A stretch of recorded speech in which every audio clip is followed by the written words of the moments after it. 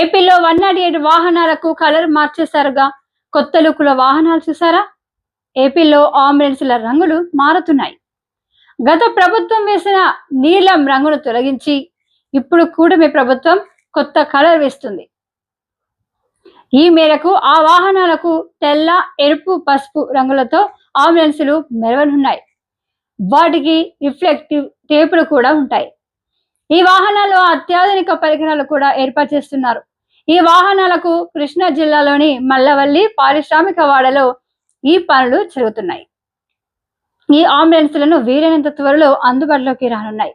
ఆంధ్రప్రదేశ్లో 108 అంబులెన్సులకు కొత్త లుక్ లో కనిపించనున్నాయి. గత ప్రభుత్వం వేసిన నీలం రంగును కూటమి ప్రభుత్వం తొలగిస్తుంది. ఈ అంబులెన్సులలో అత్యాధునిక పరికరాలు ఉంటాయి. ఇకపై అంబులెన్సులు తెలుపు, ఎరుపు, పసుపు రంగుల్లో ఉంటాయి. అంతేకాదు వాటికి రిఫ్లెక్టివ్ టేపులు కూడా ఉంటాయి. కృష్ణా జిల్లాలోని మల్లవల్లి పారిశ్రామిక వాడలో ఈ పనులు జరుగుతున్నాయి. అలాగే సంజీవని పేరుతో 104 వాహనాలను తీర్చిదిద్దారు. ఈ వాహనాలపై ప్రధాని Modi, CM Chandrababu, deputy CM Pawan Kalyan, మంత్రి సత్యకుమార్ ఫోటోలు ఉంటాయి. కుశలవ కోచ్ లో ఈ పనులు వేగంగా జరుగుతున్నాయి. వీలైనంత త్వరలో ఈ అంబులెన్స్లను ప్రజలకు అందుబాటులోకి తీసుకురావడానికి ప్రభుత్వం ప్రయత్నిస్తుంది.